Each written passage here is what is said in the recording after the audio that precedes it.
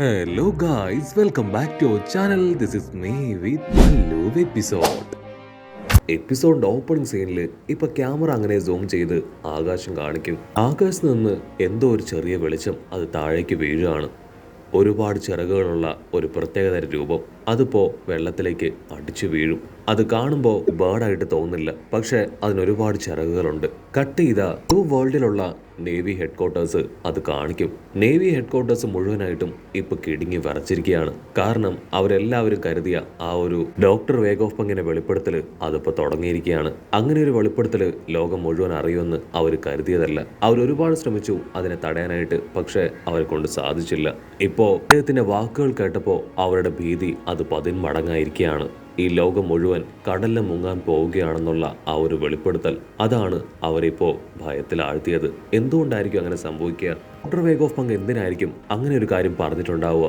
എന്താണ് സംഭവിക്കാൻ പോകുന്നത് എന്നിങ്ങനെ ഒരുപാട് ചോദ്യങ്ങൾ അവർ പരസ്പരം ചോദിച്ചുകൊണ്ടേയിരിക്കും. അതിനുശേഷം വീണ്ടും പറയുന്ന കാര്യങ്ങൾ അവർ ശ്രദ്ധാപൂർവ്വം കേൾക്കും. അവിടെ അങ്ങനെ സീൻ കട്ട് ചെയ്ത ഇവിടെ പൈററ്റ്സ് ഒക്കെ താമസിക്കുന്ന ആ മോക്ക് ടൗൺ കാണിക്കും. അവിടെ ഉണ്ടായിരുന്ന പൈററ്റ്സ് എല്ലാവരും ഇപ്പൊ ഡോക്ടർ വേഗോഫ് പങ്ക് പറയുന്ന കാര്യം അത് വിശ്വസിക്കാനായിട്ട് തയ്യാറാവില്ല. മാത്രമല്ല അവർ ഡോക്ടർ വേഗോഫ് പങ്കിനെ കളിയാക്കുകയാണ്.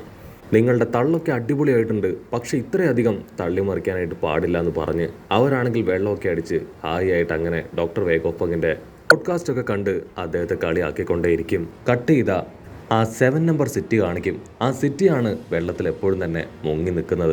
സോ അവരാണെങ്കിൽ പരസ്പരം പറയും, ആക്ച്വലി നമ്മളുടെ സിറ്റിയാണ് എപ്പോഴും വെള്ളത്തിൽ മുങ്ങാറുള്ളത്. ഇതുപോലെ മുഴുവൻ വെള്ളത്തിൽ മുങ്ങുമെന്ന് പറയുന്നത് ഞങ്ങൾക്കൊണ്ട് വിശ്വസിക്കാൻ കഴിയുന്നില്ല എന്ന് അവർ പരസ്പരം പറയും. ക്യാമറ അങ്ങനെ സൂം ഔട്ട് ചെയ്ത ദൂരത്തായിട്ട് കടൽ കാണിക്കും.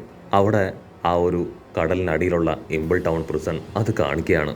ആ പ്രിസണിലാണ് ഡോഫ്ലമിംഗോയെ ലോക്ക് ചെയ്ത് വെച്ചിരിക്കുന്നത്.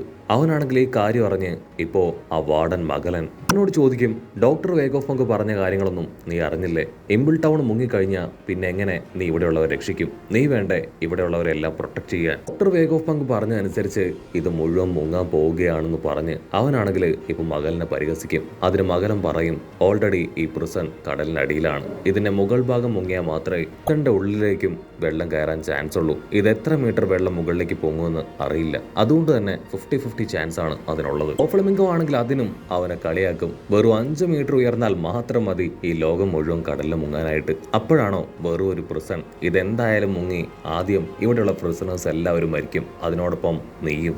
വേണമെങ്കിൽ നമുക്ക് ഈ ബിൽഡിങ്ങിന്റെ കൺസ്ട്രക്ഷൻ അത് അല്പം കൂടെ മുകളിലേക്ക് ഉയർത്തി കെട്ടാം, അതല്ലാതെ വേറെ വഴിയില്ല എന്ന് പറഞ്ഞ് അവനാണെങ്കിൽ മകലിനെ കളിയാക്കിക്കൊണ്ടേയിരിക്കും. അവന് നന്നായിട്ടറിയാം ഇപ്പൊ രക്ഷപ്പെടാൻ ഒരു ഓപ്പർച്യൂണിറ്റി കിട്ടാൻ പോവുകയാണെന്ന്. കട്ട് ചെയ്താ ഇവിടെ ഫിഷ്മാൻ ഐലാൻഡ് കാണിക്കും. പ്രിൻസസ് ആണെങ്കിൽ നടക്കുന്ന കാര്യങ്ങളെല്ലാം അവളുടെ പപ്പയോട് പറയാണ്. അവർക്കാണെങ്കിൽ അത് കേട്ട് ഒരുപാട് ടെൻഷൻ തോന്നും. പക്ഷെ അവർക്ക് ആക്ച്വലി ടെൻഷൻ അടിക്കേണ്ട കാര്യമില്ല, കാരണം ഓൾറെഡി വെള്ളത്തിൽ താമസിക്കുന്നവരാണ്. അവിടുന്ന് അങ്ങനെ സീൻ കട്ട് ചെയ്താൽ വീണ്ടും എഡ്ഹെഡ് ഐലാൻഡ് കാണിക്കും. അവിടെ നേവിക്കാരെല്ലാം തലയ്ക്ക് കൈ കൊടുത്ത് ഓരോ ഭാഗത്തേക്ക് ഓടും. അവർക്ക് നന്നായിട്ട് അറിയാം ലോകത്തിൽ വെച്ച് ഏറ്റവും വലിയ ഗ്രേറ്റ് സയന്റിസ്റ്റ് അത് ഡോക്ടർ വേഗോഫ് പങ്ക് ആണെന്ന്. സോ അദ്ദേഹം ഇങ്ങനെയൊന്ന് പറയണമെങ്കിൽ എന്തെങ്കിലും ഒരു വലിയ ആപത്ത് അത് സംഭവിക്കും, അതല്ലാതെ അദ്ദേഹം ഇപ്രകാരം പറയില്ല. ഈ കാര്യം നേരത്തെ അറിയിച്ചില്ല എന്ന് പറഞ്ഞ് അവരെല്ലാവരും പാനിക് ആവും, ടെൻസ്ഡ് ആവും. അവരാണെങ്കിൽ ഡോക്ടർ വേഗോഫ് പങ്കിനെ കുറ്റപ്പെടുന്ന അതേസമയം ആ ബേർഡ് മോൺസ്റ്റർ കാണിക്കും. അവനാണെങ്കിൽ ആ ഐലാൻഡ് മുഴുവൻ വട്ടവിട്ട് പറന്നിട്ടും ആ സ്നെയിൽ കണ്ടെത്താൻ അവനെ കൊണ്ട് സാധിച്ചിട്ടില്ല.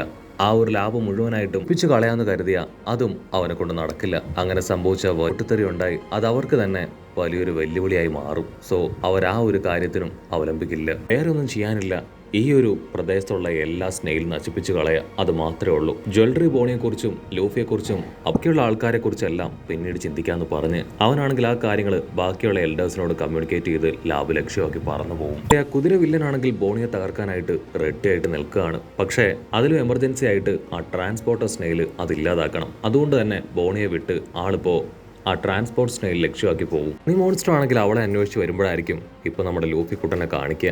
അവനാണെങ്കിൽ പ്രത്യേകിച്ച് ഈ ലക്ഷ്യങ്ങളൊന്നും ഇല്ലാതെ തന്നെ അവിടെ മുഴുവൻ ഓടി കളിക്കുകയാണ്. ലൂഫിയെ പിടിക്കണോ ജ്വല്ലറി ബോണിയെ പിടിക്കണോ എന്നറിയാതെ അവനാണെങ്കിൽ അല്പസമയം കൺഫ്യൂസ്ഡ് ആയിട്ട് നിൽക്കും. അതേസമയം യോർക്കാണെങ്കിൽ വമ്പൻ ആയുധങ്ങളും സാധനങ്ങളൊക്കെ ആയിട്ട് ആ ഒരു ട്രാൻസ്പോർട്ടർ സ്നെയിൽ കണ്ടുപിടിക്കാനായി അതുവഴി മുഴുവൻ കയറി ഇറങ്ങി നടക്കുകയാണ്. ഇവിടെ വേഗോഫ് പങ്കിന്റെ ആ ഒരു വീഡിയോ അത് ലോകം മുഴുവനും സ്പ്രെഡ് ആയിക്കൊണ്ടേയിരിക്കുകയാണ്. ആള് പറഞ്ഞ വാക്കുകൾ എല്ലാവരുടെ ഉള്ളിൽ വലിയ ഭീതി പരത്തും. അതായത് വരാനിരിക്കുന്നത് വലിയൊരു വിനാശമാണ്. ഈ ലോകം മുഴുവൻ വെള്ളത്തിൽ താഴും. ഞാനിപ്പോൾ മരിച്ചുപോയി, അതുകൊണ്ടാണ് ഈ കാര്യങ്ങളൊക്കെ നിങ്ങളുടെ മുൻപിലേക്ക് എത്തുന്നത്. ആ ഒരു വലിയ സുനാമി അത് വരുന്നതിന് മുൻപ് ഒരു എർത്ത് അതുണ്ടാവും. അത് കേട്ട് ബിഗ് മോമിന്റെ മകൾ ഷാർലറ്റ്, അവളാണെങ്കിൽ ആദ്യം ഒന്ന് ഷോക്കാവും. വേഗ് ഓഫ് പങ്ക് ഓൾറെഡി മരിച്ചു പോയിട്ടും ഈ കാര്യങ്ങളൊക്കെ അദ്ദേഹം പറയാണ്. അപ്പൊ അദ്ദേഹത്തിന്റെ വാക്കുകൾ സത്യമുള്ളത് തന്നെയാണ്. അതെല്ലാം തന്നെ നടക്കാൻ പോവുകയാണ്. വേഗ് ഓഫ് പങ്ക് ആണെങ്കിൽ കണ്ടിന്യൂ ചെയ്യും. ഒരു വലിയ പ്രതിഭാസത്തിന് ശേഷം ലോകത്തിന്റെ വാട്ടർ ലെവല് അത് വീണ്ടും ഒരിക്കൽ കൂടെ വർദ്ധിക്കും. ചില ഐലാൻഡുകൾക്ക് അല്പം ഹൈറ്റ് ഉള്ളതുകൊണ്ട് തന്നെ ആ ഐലാൻഡുകൾ ഈ വെള്ളപ്പൊക്കത്തിൽ സർവൈവ് ചെയ്തേക്കാം. പക്ഷെ ബാക്കിയുള്ള ഐലാൻഡുകൾ തീർച്ചയായിട്ടും വെള്ളത്തിൽ മുങ്ങിപ്പോവും. ഈ ലോകത്തിന് തന്നെ വലിയ നാശങ്ങളായിരിക്കും ഒരുപക്ഷെ സൃഷ്ടിക്കുക. അതുകൊണ്ട് തന്നെ നിങ്ങൾ എല്ലാവരും വളരെയധികം കെയർഫുൾ ആയിരിക്കണം. എൻ്റെ വാക്കുകൾ ചിലർ വിശ്വസിക്കാതിരിക്കാം. ഇതെല്ലാം തന്നെ നിങ്ങളുടെ ചോയ്സ് ആണ്. പക്ഷേ വരാനിരിക്കുന്ന ഈ ഒരു വലിയ പ്രതിഭാസത്തെക്കുറിച്ച് എനിക്ക് നിങ്ങൾക്ക് പറഞ്ഞു തന്നേ പറ്റൂ.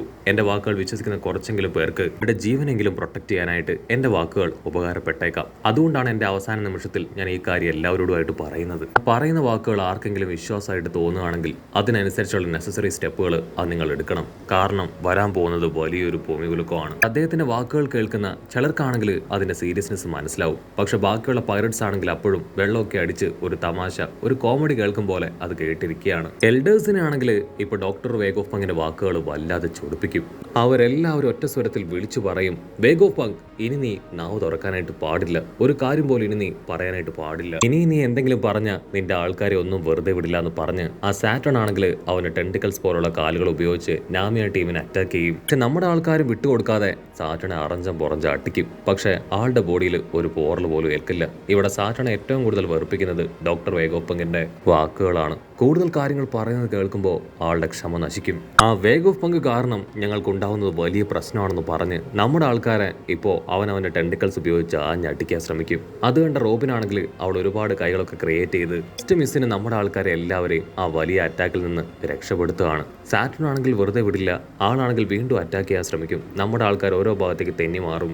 സാറ്റന്റെ ആ ഒരു മൈൻഡ് ചേഞ്ചായി ഇപ്പോൾ ആ സ്നെയിൽ അന്വേഷിച്ച് അവിടുന്ന് കടന്നു പോവാണ്. നമ്മുടെ ആൾക്കാരാണെങ്കിൽ തൽക്കാലത്തേക്ക് ശ്വാസമൊക്കെ വലിച്ചു വിട്ട് ഹായിയായിട്ട് നിൽക്കും. സാറ്റനും ടീമിന് നന്നായിട്ട് അറിയാം ആ ലാബിലുള്ള പവർ പ്ലാന്റ് ആണ് ഇതിനെല്ലാം കാരണമെന്ന്. സോ ഇപ്പോൾ ആ ബേർഡ് മോൺസ്റ്ററിനോടൊപ്പം തന്നെ സാറ്റണും ഇപ്പോൾ ലാബിലേക്ക് ഇറങ്ങിയിരിക്കുകയാണ്. എങ്ങനെയെങ്കിലും ആ ഒരു ട്രാൻസ്പോർട്ടർ സ്നെയിൽ കണ്ടുപിടിച്ച് തകർത്ത് കളയുക എന്നത് മാത്രമാണ് ഇപ്പോൾ അവരുടെ ലക്ഷ്യം. ഡോക്ടർ വേഗ് ഓഫ് പങ്ക് ആണെങ്കിൽ ആളുടെ സ്പീച്ച് കണ്ടിന്യൂ ചെയ്യുകയാണ്. ഒരു അൺലിമിറ്റഡ് എനർജി അത് ഈ ലോകത്തേക്ക് വരികയാണെന്ന് പറയുന്ന ആ നിമിഷം സാറ്റൺ ആണെങ്കിൽ ലാബ് തകർത്ത് അകത്തേക്ക് വരും. സാറ്റൺ ആണെങ്കിൽ ദൂരത്തായിട്ട് ഒരു മദർ ഫ്ലെയിം കാണും. അതിന്റെ അടുത്തായിട്ട് ഒരു ട്രാൻസ്പോർട്ടർ സ്നെയിൽ.